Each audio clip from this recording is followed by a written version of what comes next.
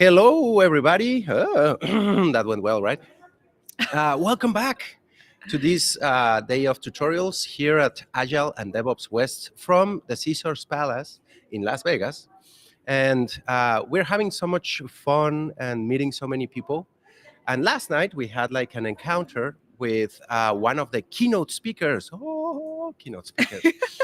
I have the pleasure to have here with me Charlotte Shang. Mhm. Did I pronounce it well? Yeah, you did. Oh, Thank yeah. you. Welcome, Charlotte. It's Thank very good to you. have you here. Thank you. It's nice to be here, Alejandro. Yeah, it's. I'm so happy because generally to have here the opportunity to talk with the keynote speakers gives a glimpse on what is going to be and Yeah. some like backstage view.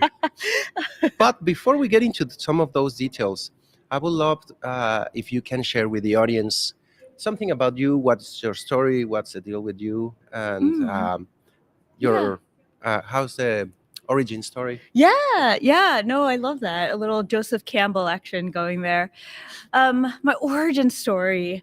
I guess maybe we start with I'm the child of immigrants. Mm-hmm. And I think that's really important because for so much of the work that I do and I've always been doing, I think I really think a lot about what's effective for other people. I mean, me too, but other people, not only for customers and consumers, but employees, and actually for organizations too, since legally corporations are people. So I think about that all the time. And I think because I am the child of immigrants, it comes very natural to me as an adult because, my parents, I was born here in the States, but my job really was to go around and try to understand people and groups of people, which often felt very different to what I was growing up with. So I don't really have any preconceived notions of this idea of like, oh, this is how it is or this is how it is. I know more what I prefer, or let's say you prefer, something like this, yeah. So, and that was like you're starting, like you decided or felt like you had the skill or lack of. I did. What's so funny? I think when I was younger, it felt more like something was missing. And I actually ended up traveling all over the world because I thought, oh, I have to go find it. Oh, and that screws you even more because Right. you have all the perspectives. Yeah, it was really amazing. Actually, fun fact, one of my favorite things is to travel to a country where I don't speak the language. Because really, I think we over-rely on verbal communication to communicate, and actually so much is being communicated when it's not verbal. And there's something really, I think, beautiful about that experience. But after traveling and living actually abroad as well, I figured out it's not the place, it's me. I have to feel comfortable wherever I am. Hooray for growing up and figuring it out. But yeah, and so once I figured that out, it ended up, and actually it ended up helping with my career too, because I started off doing what was called I guess like BA work. Which was very interesting, like business analyst work, which I don't even know if that's even being used anymore. And even when it was being used, it meant many things. See, again, words are hard. But I ended up, really liaising between development teams and client stakeholders and the business. And it was, and I think it's interesting because a lot of frameworks in particular, they don't really have that type of role, but I think it's such an important role and we don't talk about it very often. But communication is hard, and so why don't we have someone to help with that translation, and really helping to then even shape not only, let's say, at a user story level, but what does that look like when you roll it up into something that could be released out into the world in some way that the organization feels comfortable also. So it's a tough task because you gotta. And it's funny, from where you bring it, you gotta speak like two languages, business and development. And tech, And you are like triaging on what is the need, also customer. and Yeah. you're in between the Yeah. three amigos of The three the amigos. business of what Yeah. has to be done. Yeah, it's actually, so what I think a lot about is, so IDEO had sort of like this 3-circle diagram, and I always think about this with respect to risk. And it's at any given time, you are thinking about desirability risk. Do customers or people use it? Whoever's going to use it, are they going to use it? Will they desire it? You're thinking about viability, meaning is it viable for the business? And then third is, of course, feasibility, which is, this technically going to work? And I don't mean just, like, hey, does this JavaScript library work within your, architecture? But I mean, one, do you have the talent skill set within your organization? Do you want to? Also, by the way, because that's a consideration. That's a huge consideration. And then also, if you're a large organization, you often have an enterprise architecture team. For right or for wrong, whether or not you should be organized that way, the feasibility of whatever you're building needs to, coalesce with that direction too. So yeah, so viability, desirability, feasibility. There are so many levels and structures there, which it may be a good idea, cool idea. Look like, we can stream this or we can design this. Does the customer actually want it? Is it useful for the business? And so many of those, like being the liaison in between so many of those abstractions, because one side of the teams that are like, we need to release features, we need to do stuff. Yes. And the business is like, we need to do Yeah. this, and the customer should adopt this. That's a crazy interesting set of skills, because you also have to talk all the languages. We need this JavaScript, we need this feature, we need a return on investment for upper management, like a customer acquisition, all those like buzzwords. It's for It's buzzwords. Yeah. I think though, it's really just, at the end of the day, it ends up just being about people. Everybody cares about some things over other things. So really, as long as you figure out what other people care about, then you can figure out their buzzwords. So yeah. You just made me think an example of some situation that we were talking about communication and giving metrics to C-level and managers. And someone was asking like, hey, what metrics are the one that you recommend? And it's like, it depends. And in the end, someone asked like, hey, who is asking for those metrics on that report? Oh, it's management. Okay, what is really management looking for? When you don't understand, when you don't know. And that's an interesting that probably you deal with, like reading between the lines or what they are trying to say. They may be using a buzzword, and I'm not just blaming managers or IT people. We are like, the money thing that the boss wants, or the hours, or why do they always ask for the number of defects or these weird metrics that they request? When you identify what they really want, because I've been in teams that I think with the manager wants this, we build reports and lots of things. The manager didn't even want that. Have you been in those situations? And yeah, for sure. Again, at the end of the day, it's about people. Reading people. Right. And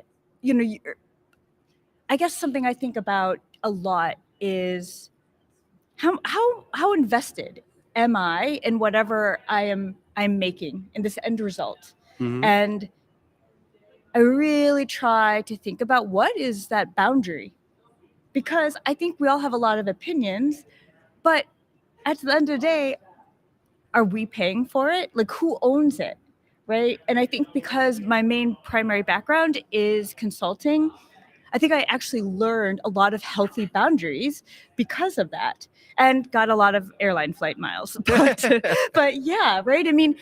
at the end of the day, I'm not the one that's going to care and feed this, whatever we're making. And so it's got to work for somebody else. Like if I go to your house, I have to, and let's say I'm an interior designer, right? Or something, or I'm redesigning your kitchen. Oh, you would be scandalized with my house. Okay.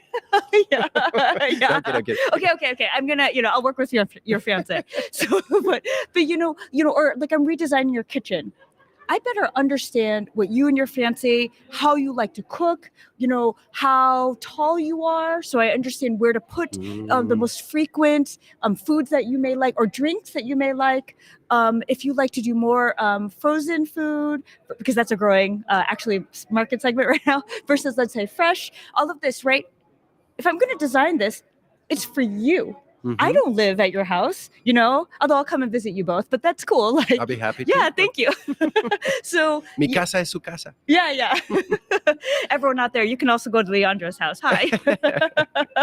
We should ask your fiance first. But yeah. but yeah, you know, and I think that's really, it's like, what is our healthy, appropriate level of, you know, ownership for whatever we're working on. And I'm not, you know, people are people, whatever level. There's a lot of pressure to be on a development team. There's a lot of pressure to be on a product team. There's a lot of pressure to be on a leadership team. At the end of the day, we all have to make decisions. We're adults. That's one of the best things about being an adult, making decisions. Yeah. I mean, don't give that control and power away. You know, we get to do that every day. We get to wake up and decide, do I want to do this today? What do I want to do today? I get to go to my job today. If you don't want to go to your job, don't go to your job. But just know we live in a capitalist economy. So like, you have to get money from somewhere, you know, and the utilities won't be happy that I didn't go to work today. So, but you know what I mean? I'm not trying to start you know, a revolution, but what I'm trying to say is let's take ownership of our lives for ourselves, you know, let's not, you know, blame other people. And there's also no perfect thing ever. There's no perfect thing ever. And so again, that's one of the benefits about being adult. Hopefully you choose problems that you want to have, that you're good at, you know? Oh yeah, that's the most fun part. If anyone is lucky to get to that, where your skill set, your passion, and it makes money, you're all set. Yeah. It's like the dream life. Exactly. And does that now getting a little bit into your keynote? Oh yeah. Does this mix up into what you're?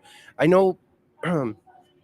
I wish I don't want you to give away your whole keynote. Yeah. But can you give a glimpse, or what are you going to be talking? It sounds like it's very aligned to. Yeah, I think it's very much like what we're talking about, right? And so I think we do live. What's the title of your keynote? Humanizing work. So Very the important. keynote is humanizing work. Yeah, and you know, we do live in many parts of the world capitalist economy. Okay, And some works are inhumane. And some of the ways that we are working don't work very well. And if we just reflect over the last few years, I know, so we had 2020, okay, fine. So, but really right now it's 2023. What's been going on, right? We've had Great Resignation, the Great Sabbatical, we've had quiet quitting, we have this thing of, you're overqualified. And most recently, we've had a lot of tech layoffs. Okay, what's going on right now, right? I mean, and so something's going on with organizations and with people. I mean, honestly, and so the talk is about that, and it's about what do we want work to be from both the organizational standpoint, but also the human standpoint. And we're going to end up looking at a few models from just core-based fundamental educational principles, science principles. So we're going to look at physics, we're going to look at economics, and we're going to look at business models. And we're going to look at, okay, well, what does work mean? How do we define work? Okay, well, let's look at these models and let's talk about. Yeah, and that's what we're gonna talk about. That's very interesting because you present. I didn't know that you could analyze like from models. Now I'm gonna ask for a sneak peek on your keynote, but this is very interesting and important because nowadays, as you say, the quiet quitting, all the layoffs, all the movements that we have been experiencing, they all reflect like this. We all know there hasn't been too much balance in between life and work and a humane work type of thing. And I love what you were saying, like trying to make it something that you are good at, that you enjoy, that you get paid fairly. And because there are so many, the other day I was hearing some women in a podcast that were like job security, child support. Okay. When you're getting some help to take care of your children. Okay. Yes. While you work. Yes. Child support. Child support. Yeah. and some of them is like, yeah, your organization does not provide it, so you need to earn up to this so that the government helps you. childcare. And Yeah, childcare. childcare. That's Yes, it. yes, yes. And that's tough because that's another, as you say, like basic humane need. Like, hey, I Yep. need to take care of my children and Yes. work at the same time. Yeah. And some of those things that you never think, or you don't think that often of those, and it's rough to like. Is this being given by the government, supported by taxpayers, or is like the company, the employer, should be giving that to you, right? Right.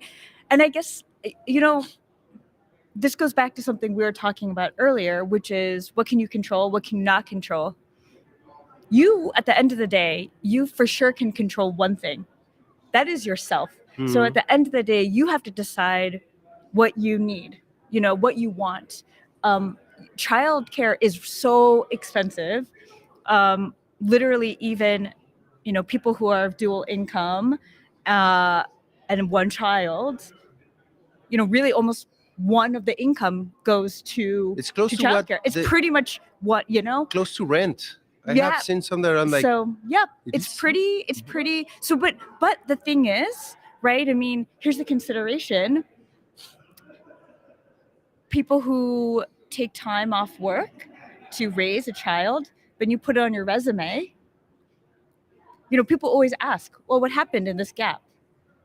And it's, it's interesting. It's like, there's so much pressure to have it all, but there's also pressure when you make choices for yourself. And this is, I think, what we're talking about, because I don't have any judgment. I'm just saying you should do whatever you need to do for you. If you want to be, a career person and you want to be a parent, you should do that. You should also find the balance so you can do that. And by the way, have self-care, right? But so you have to do it, but that's going to look different for, different people. We were having and that was another like big impact for me. At the office at Grafana Labs, we have some wellness sessions, and they gave us this book, Wellness. It's a title, right? The book that we checked. So behind camera, we have our friend Paul as helping. Oh yeah. Hi, Paul. Yeah. So there are some components on wellness for us as human beings. I remember it was like your professional, your social circle, your health, Yep. what income or work related, Yep. and the community that you give back, and all those things. And it's important that we take into account, and as you say, decide about around those things to be a whole being, to call it. Yeah. You have to decide what's right for you. And I think now more than ever, that's what I think. We're in a time, it's such an exciting time. I think people now more than ever are thinking about this. I mean, just even look at the work from home and hybrid. I mean, I know it's a buzzword, but the paradigm shift that happened post-pandemic was... I agree. No, I so agree with you. Whatever you want to call it, it's a thing for sure. I mean, right, we have several large companies like Amazon in starting to enforce, starting this, this year, people are going back to the office 3 times a week. Right. So, I mean, so other companies are wondering, can we do it? Some companies they're afraid to do it. Like they have, a lot of executive pressure, but afraid to bring back people or stay remote? Afraid to enforce a mandate. Yeah. It's, and because I personally have also close experience. My fiance is in a business that you cannot work remotely permanently. Yeah. And that's like the nature of the business. She always tells me like, hey, if you were like a doctor or like a front desk support or something, I'm like, some of them you can virtualize them, but you have to show up, you have to do paperwork or with your hands sign up. And there are some others that I don't see a point. Why do you want me at the office? Well, it doesn't make a difference. And it's an interesting balance to, hey, are you gonna like command it, like is it mandatory? That feels weird, and especially when it doesn't make sense as an employee, right? I think what you're bringing up is so interesting, because I think innovations come when we are trying to solve for a problem. And this idea of the doctor, well, we already have like so many people wear watches, monitoring devices, that technology is only going to get better. And they already have all of our medical records online, right? Like we all have apps on our phone now that you can get your medical charts. Even as some people get nervous with that, but it's Yeah, online. yeah, but it's true. And then they also do a lot of Google searching when they get the result. Knowledge. With knowledge comes great responsibility. But honestly,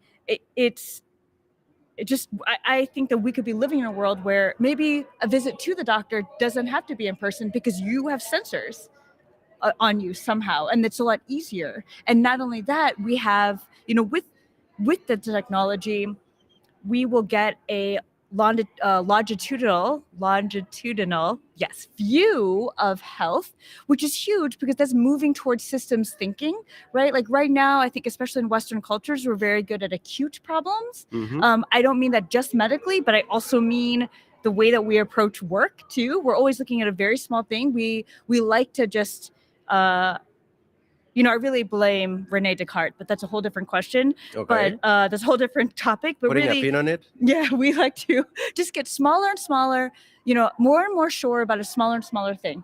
Okay, and that's fine. Like, so we're increasing the chances of being correct, but we're also increasing the chances of that being applicable to any other context. So in my mind, I guess I just think while that might be useful, how useful is it? Because for me personally, I would much rather know the nature of something so that I actually understand how that thing might react in different environments. To me, that is more useful, actually. So going back to your health thing, once we can have better technology, we might have a world where those types of roles that you and your fiance were talking about, maybe they will be remote because we'll have the technology to support that. Right now, you're right though. I don't think we do. I tried to actually do a remote doctor's appointment. It was not useful. I have done. Yeah. During what the did you think? pandemics, I did several. Yeah. Gladly, I mean, at home I had like the blood pressure device and some of those things, because the test that you get at the doctor's appointment is like weight, blood pressure, heart rate, check your pupils here and there, and not that much else. Yeah. And there are some when they tap in your belly and the things that sadly that one couldn't be done. But there are so many, and I even think like surgery, that many say there's these new devices, the Da Vinci devices, that you could be a surgeon, could be in London and you can be in Houston and you can get like a full-time surgery, like big. Wow. That's great. And the technology just got to that point. You just brought out to mind, I went to Uruguay not long ago for a conference. And in the front desk of each of the buildings, apartment buildings, you have like a person, a receptionist. Yeah. Well, there were several screens, and you just talk to a webcam, and they control remotely and let you in. And there was some like, I feel kind of uneasy. Because right, you don't know who's on the other side, maybe. No, and as well, if someone breaks in, and like, how is a screen gonna stop someone breaking in? Or, I mean, there are specific occasions like, hey, what if I'm having a heart attack and I need a doctor? Right. Remote, good luck getting that done, right? But I see it eventually happening, like with VR, or we are gonna have devices that help. I think so too. Remotely helping with that. You can do it, Elon Musk. I've seen your robots. Stop doing weird stuff, please. Focus on that. But there are so many things that are coming that are gonna make also our jobs very different. Able to be done for sure remotely. And when you mentioned AI, that's bringing so many changes. Do you talk about any of those? We don't actually. We won't talk about AI. But I think everyone thinks about it, and I think a lot of people are worried about it. But I think at the end of the day, it just still goes back to there's always going to be technological innovation, right? So we do talk about this. There's always going to be technological innovation. In fact, we're in the 6th wave of innovation right now, innovation cycle. And so stopping innovation from happening seems... No, we can't. That seems crazy, right? And also, so we can't... I don't know how we can... Oh gosh, you have to be in a really I don't know, a unique position to be able to stop innovation. No. But what you can do is figure out how much you care for you. If you think ChatGPT is like taking over the world, then guess what? Learn how to use ChatGPT. And take Go over study. the world yourself. Yeah, and take over the world yourself. That's on you. That's your decision. Your company doesn't need to pay you to do that. That's on you. That's your decision. Who do you want to be? Do you think that skill is an important skill for your development and your ability to provide for yourself and your family in the future? And if so, you should do it. And maybe you have to do it outside of work hours, but you have to do it then. You are responsible for you, you know? You just made me think, like in the past we had like typewriters. Everyone, I Yeah, remember we did. carrying like a suitcase that had a typewriter inside. Oh, that's pretty cool, And- actually. Yeah, and it was like you should bring your Yeah. own laptop. BYOT. That's a good one. Yeah. And these people were like, "Oh, these computers are gonna leave us out of the." Just learn how to use a computer, and you are Yep. now the next. And we are carrying the Yeah. laptops, not in a suitcase, but in a Yeah. backpack. But Yeah. and I mean, just being careful with the time. I don't want to extend too much, but we can have this conversation for a long. That's so period of true. time. It's so very, true. very deep. Yeah. There's one thing that I would like quickly to touch: women in tech, and you're Yeah. definitely like part of this. I don't know if calling it a revolution. I would like it. I would like to call it a revolution, so that there are so many Yeah. coming up. How has this been for you to get into the tech scene, and what recommendations would you give to women like watching? And you're in a good position. You are, and I would like you to be like an example for them. What should they Aw, do? Because you are. Thanks. Yeah. I think there's a really important thing. I think there's two important things. One is I think that for all people, but I think also for in particular underrepresented people, Mm-hmm. I think you have to really be thoughtful about what is important to you and why. So I think you have to know yourself. It's so important. And the reason why is because you're going to have to decide what you want to face head on and what doesn't matter that much. And that's such an important thing because you're going to run into it. And if you're worried about everything, it's so hard. It's so hard to just keep up your resilience. So, and then once you do that, and also I think it's important to just really check ourselves. Check ourselves before we wreck ourselves. Like it's Stay really, healthy be thoughtful. here Yes. in general. Yeah, That's exactly. super important. And I think the second most important thing is to find support. So not everyone is going to be, your biggest fan. And that, again, is just the reality. But if you have done the thoughtful work for yourself, other people will see it and they will try to help you. And that's, that's work. The work of finding yourself is no one else can do it for you. But once you do it, then you can ask for help. You can ask for, how do I navigate this situation? Or I need to send this email and I'm worried that it's going to be taken the wrong way. How would you recommend I write the email? Could you help me figure out what my main points are, right? And it's through things like that I think are really important. I think a lot about when I'm about to have a meeting, any meeting, I always think, what are the outcomes before I start the meeting? What are the outcomes that I want from this meeting? I basically start every day and I think about what are the outcomes. That's what I'm driving toward. And, and I wouldn't have really even thought about that unless somebody had given me that recommendation. And it makes total sense, right? That's how we make sure that moving forward. And then it also frees you up to think about, how do I drive alignment? Because I care a lot about alignment. But if you don't care alignment, that's okay too. Just, you have to figure out a different strategy. But yeah. So that's what I'd recommend. Know yourself and get support. That's really big recommendation. I love the part where you said get a mentor or someone that will help you to amplify your voice, tasks, impact, whatever. So that's critical, and mentoring. And something that I will add on these conferences, on these places, you can Yeah. meet these awesome people. And I should mention one thing. And so with help, there is, and I know we're at time. We can extend a little bit. Okay, Don't worry. This so- is important. Okay, yeah. So I think we talk about mentorship a lot. I think we talk about allyship a lot. But if you're in a situation where you've never really had anyone helping you, Mm. it can be really hard to figure out, like, okay, what does that look like? You just walk up to someone, hey, can you help me? Like, it's like really hard. And so I actually saw something recently, and I really liked it. There's a difference between mentorship, coaching, and sponsorship. Oh yeah. And the question is, who's driving the conversation and what to expect? And with mentorship, you yourself are driving the conversation, and and that's another person's just going to give you their advice. Mm-hmm.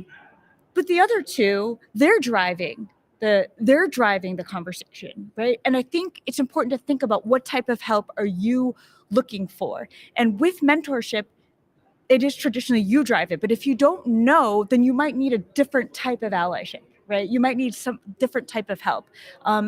Even this year, I had to ask my boss. I just said, I need help with creating space so that I can do my job. And it just came out, but it was he started to help me, and I felt so grateful for that. And I'd never done anything like that. I was like, oh, I can ask for help, and I didn't feel weak by asking. Yeah. I felt strong for asking, actually. That's and that's a great recommendation, because Yeah. accepting that you don't know, that you need help, you need guidance, and that so many cultures worldwide have this, like, you gotta be as perfect as you, don't show up your weaknesses. And no, we're all human beings. We're all Yep. trying to figure out the ways. Even things, when I was not that younger, but like 5-10 years ago, I asked something my dad, your dad figured you're Superman, and Yeah. he's like, oh no, I just wonder, like, and try to check. I'm like, Yeah. you don't know, you have to know. Like, I never figured out, like, if Yeah. my dad doesn't know, like, who Yeah. else, like, Yeah. and we don't know it everything. We don't know everything. That is true. No one does. No one does. And if anyone expects you to do, that's wrong from them. It's we will never be able to explain, like, hey, it's fine. And even like in conferences, Yep. being on the stage at Yep. times, like, I'm not an expert, but I am gonna share what I know or understand. Yep. And that's another big paradigm. I love that recommendation. Like, don't be afraid to say I don't know and find some help. Awesome as well. Like, guide the help you need, Yeah. or let someone show you the path. That's incredible. But okay, closing up now, because we can Yeah. seriously, this can extend for hours. Yeah. You have no idea. Where can people find out more about you and follow up with you? Yeah. I guess LinkedIn is probably the easiest way. So Charlotte Chang. Mhm. If everything, we're sharing the link on the screen, there under Charlotte, and yeah, you can, and you cannot click on the video, but look it up and get in touch with her. Awesome person, awesome Yeah. energy. The message, I love the message that you are Thanks. transferring or sending. And stay in touch, everyone. Yeah. If you want to find out more and follow up over the keynote, the keynotes are streamed for free, if I remember well. So subscribe, get into the platform, and watch of the awesome things that Yeah. Charlotte has to share. Charlotte, thank you so much for Thank you. coming by and sharing the experience. And Yeah. Thanks for your having words. me. It's been great. Yeah, it's a lot of fun. It is a lot of fun. Stay tuned, because in a moment we're going to have a little glimpse into what this is going to be about. First, walk around streaming of this week. Stay tuned, because tomorrow a lot more is going to happen. So thank you very much. Thank you, Charlotte. Thank you, Leandro. And see you around in a moment. See you. Adios. Bye. And now we have